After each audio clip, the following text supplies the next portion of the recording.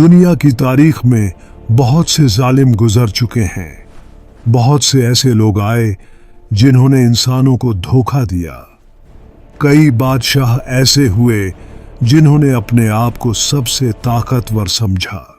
मगर इस्लामी रिवायतों के मुताबिक एक ऐसा वक्त आने वाला है जब दुनिया एक ऐसे फितने का सामना करेगी जो पूरी इंसानी तारीख का सबसे खतरनाक फितना होगा। एक ऐसा शख्स जो इंसानों को धोखा देगा, एक ऐसा शख्स जो अपने झूठे करिश्मों से पूरी दुनिया को हैरान कर देगा, और एक ऐसा शख्स जो आखिर में खुद को खुदा होने का दावा करेगा। उस शख्स का नाम है अल मसीह अद-दज्जाल। इस्लाम में बताया गया है कि क़यामत से पहले जो सबसे बड़ा इम्तिहान इंसानों पर आएगा वह दज्जाल का फितना होगा।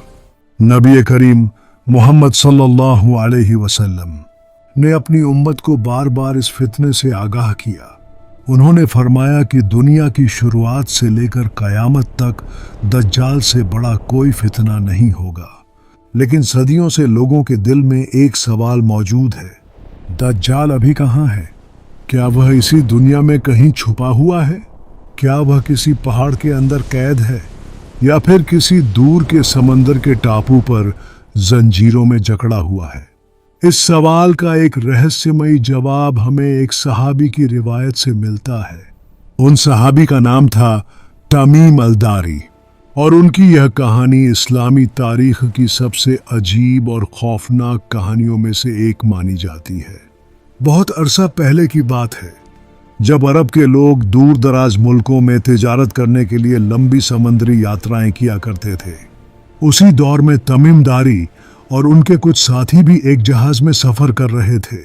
समंदर बिल्कुल शांत था, हवा नरम थी, और जहाज धीरे धीरे अपनी मंजिल की तरफ बढ़ रहा था। मगर अचानक आसमान का रंग बदलने लगा। काले बादल चारों तरफ छा गए, हवा तेज होने लगी।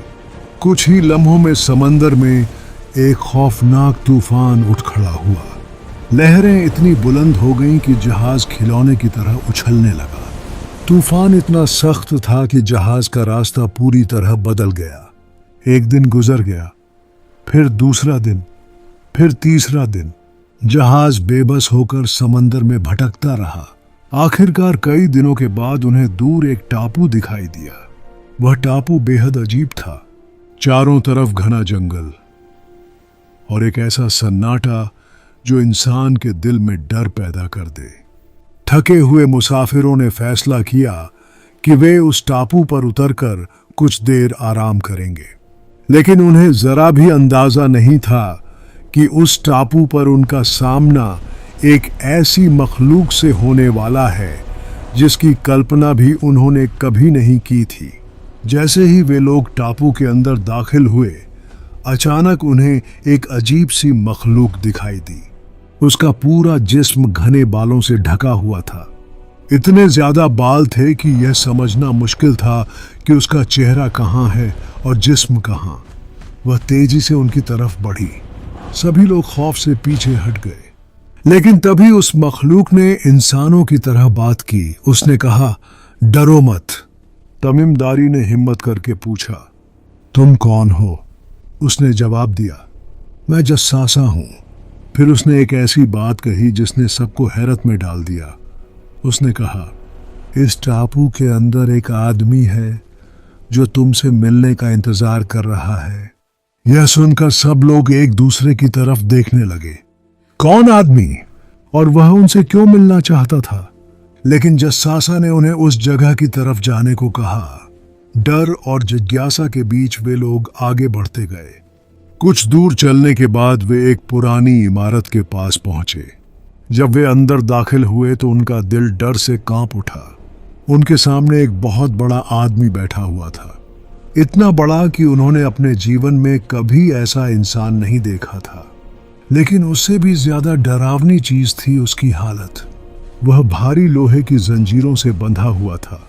उसके हाथ उसकी गर्दन से जकड़े हुए थे। उसके पैर मोटी जंजीरों में कैद थे।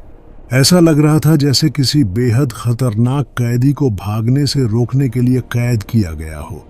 उस आदमी की आंखों में एक अजीब सी चमक थी। उसने तमीमदारी और उनके साथियों को देखा और पूछा, तुम लोग कौन हो? उन्होंने जवाब दिया, हम अरब के लोग हैं। हम समंदर में सफर कर रहे थे, लेकिन तूफान में रास्ता भटक गए। वह आदमी कुछ देर तक उन्हें घूरता रहा। फिर उसने सवाल पूछना शुरू किया। उसने पूछा, क्या अरब में वह नबी जाहिर हो चुके हैं? उन्होंने जवाब दिया, हाँ, वह नबी थे मोहम्मद सल्लल्लाहु अलैहि वसल्लम।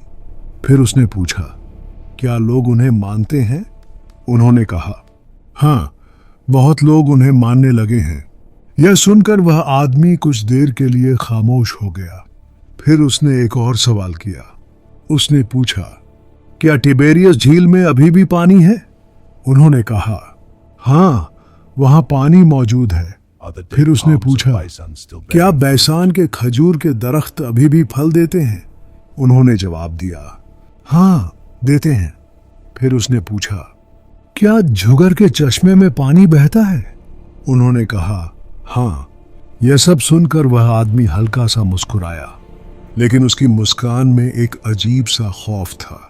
फिर उसने कहा, वह वक्त दूर नहीं जब मैं इन जंजीरों से आजाद हो जाऊंगा। तमीमदारी और उनके साथी यह सुनकर सहम गए।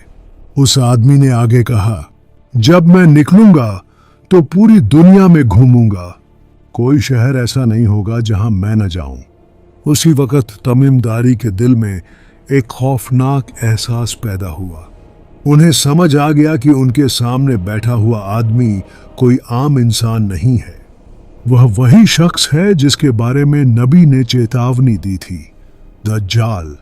जब उस अजीब और खौफनाक आदमी ने यह कहा कि वह वक्त दूर नहीं जब मैं इन जंजीरों से आजाद हो जाऊंगा, तो वहां मौजूद हर इंसान के दिल में डर समा गया। तमीमदारी और उनके साथियों को यह एहसास होने लगा कि वह कोई साधारण कैदी नहीं है।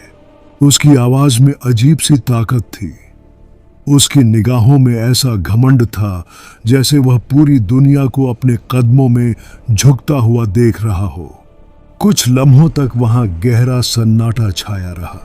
फिर उस आदमी ने धीरे धीरे बोलना शुरू किया। उसने कहा, जब मुझे आज़ादी मिलेगी तो मैं पूरी दुनिया में निकल जाऊंगा। मैं हर शहर में जाऊंगा, हर मुल्क में जाऊंगा और इंसानों को अपने पीछे चलने पर मजबूर कर दूंगा।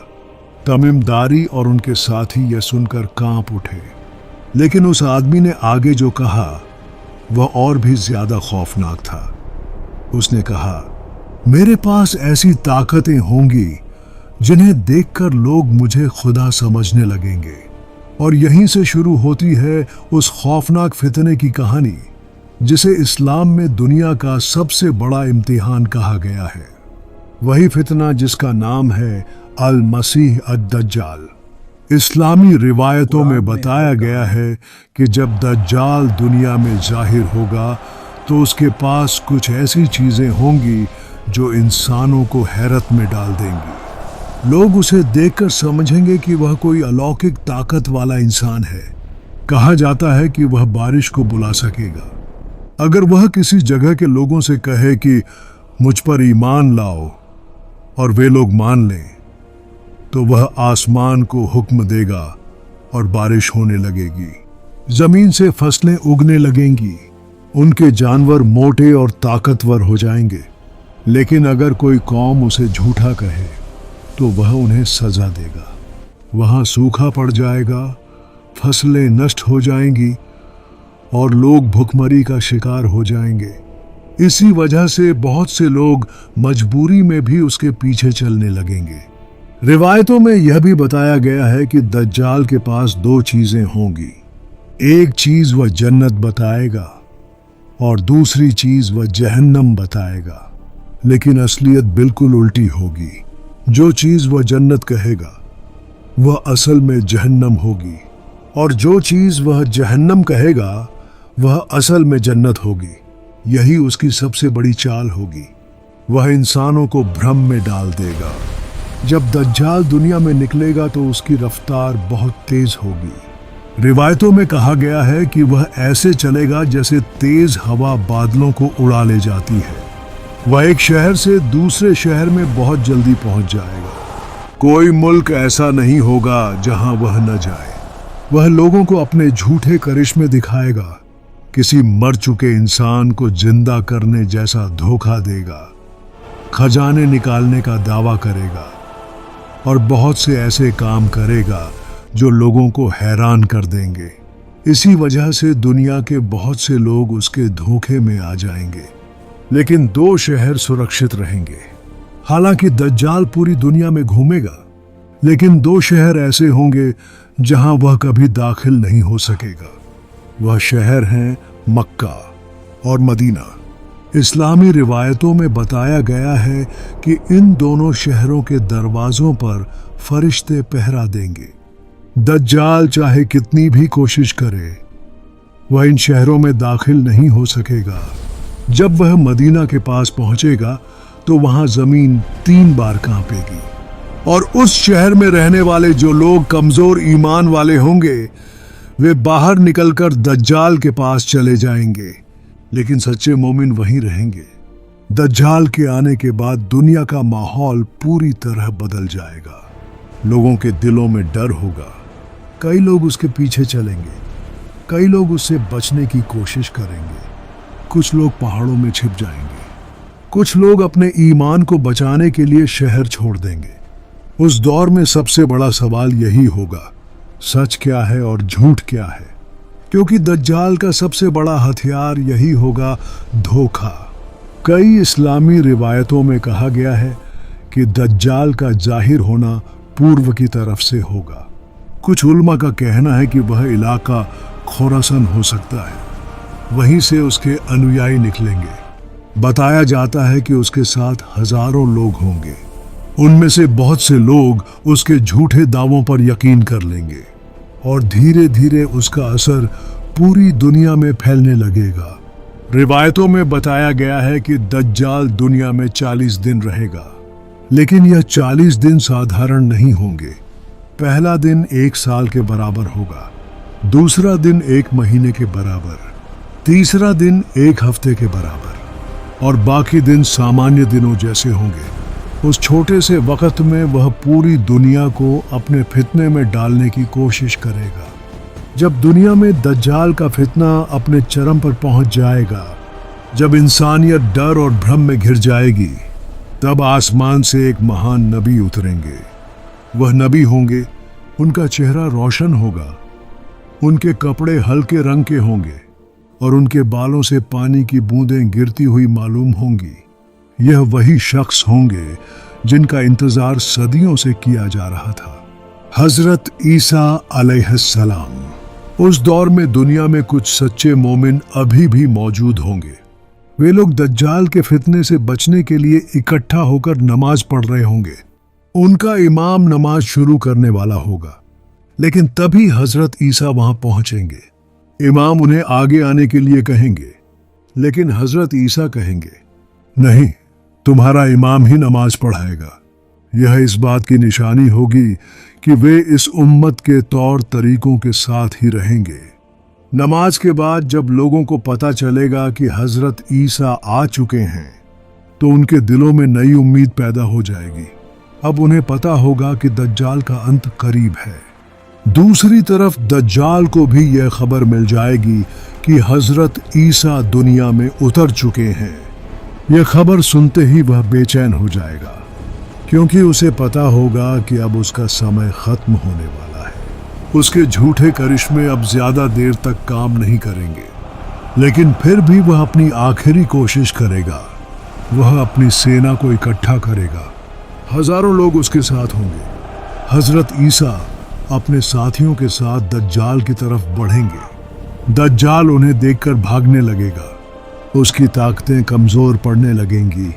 रिवायतों में आता है कि जब दज्जाल हजरत ईसा को देखेगा तो वह ऐसे पिघलने लगेगा जैसे नमक पानी में घुल जाता है, लेकिन फिर भी वह भागता रहेगा। आखिरकार वह एक जगह पहुंच जाएगा। यह जगह होगी लुद। यहीं पर वह आखिरी बार रुकने की कोशिश करेगा, लेकिन अब उसका बचना नामुमकिन होगा। हजरत ईसा वहां पहुंचेंगे और वहीं दज्जाल का अंत हो जाएगा। दुनिया के सबसे बड़े फितने का अंत। दज्जाल के खत्म होने के बाद दुनिया का माहौल बदलने लगेगा। लोगों के दिलों से डर खत्म हो जाएगा। इंसानियत धीरे धीरे सुकून की तरफ लौटने लगेगी। हजरत ईसा दुनिया में इंसाफ और अमन कायम करेंगे। झूठ और जुल्म खत्म होने लगेंगे और दुनिया एक ऐसे दौर में दाखिल होगी जहां कुछ समय के लिए शांति और न्याय होगा। दज्जाल की कहानी सिर्फ डर की कहानी नहीं है, यह इंसान के ईमान की परीक्षा की कहानी है। यह याद दिलाती है कि आखिर जमाने में सच और झूठ की पहचान करना आसान नहीं होगा। इसीलिए इस्लाम में बार बार यह दुआ सिखाई गई है कि इंसान अल्लाह से दज्जाल के फितने से पनाह मांगे, क्योंकि जब वह दौर आएगा तो सबसे मजबूत वही लोग होंगे जिनका ईमान मजबूत होगा।